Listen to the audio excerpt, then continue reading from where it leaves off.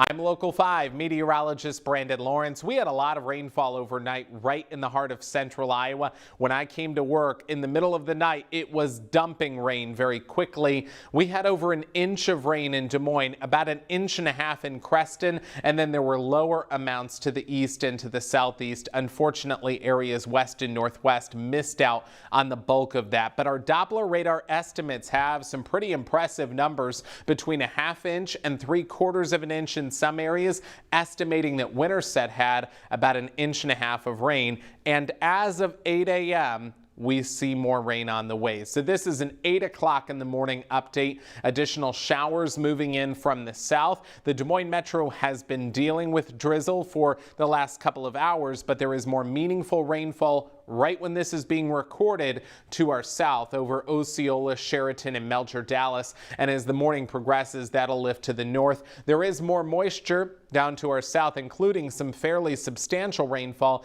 near Kansas City. That'll make its way into at least part of Iowa, but I think it'll favor the southern part of the state and maybe the southeast corner as well. So let me walk you through Futurecast hour by hour. The most likely time frame for rain will be between now, when this is being recorded at 8 a.m. through lunchtime. We will see several waves of rain up until about 1 or 2 p.m. and then it will start to become more hit or miss. It will dry out some this afternoon. The sun will break through the clouds a little bit, and then the clouds quickly fill back in tonight. And overnight there will be a chance for isolated showers and rumbles of thunder, and that is right out ahead of the big temperature drop. So that's the second part of this forecast, is the incoming cold air.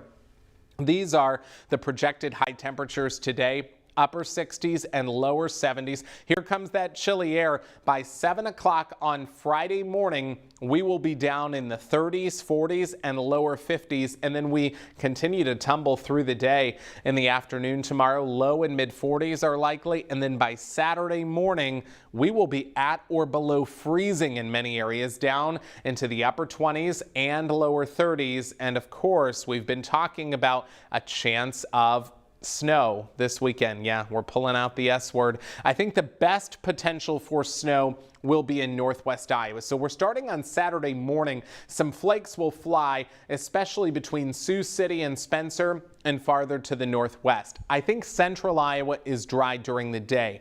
By the evening hours, this is about 5 or 6 p.m., we will still have scattered light snow showers out to the west and northwest, and then a mix over central and southern Iowa, initially beginning as a chilly rain, and then once temperatures drop a degree or two, it may briefly flip over to a little bit of sleet or at least some wet snowflakes. Now, overnight into Sunday morning, the coverage of that will go down, but there still could be a little bit of light snow lingering Sunday morning and maybe even Sunday afternoon south of I-80. So what we've highlighted here is the best chance for accumulation. That northwest part of the state, still low amounts. We're talking an inch or an inch and a half at most, and that area will be primarily in grassy surfaces and on elevated areas, of course. Then farther to the south, we will have minor accumulations at most, less than 1 inch, probably not accumulating for many areas because the ground is simply too dry and warm, of course, too, and the rate of snowfall not quite as heavy. The one thing we do need to focus on is the incoming cold air. I'm tracking this through Saturday morning.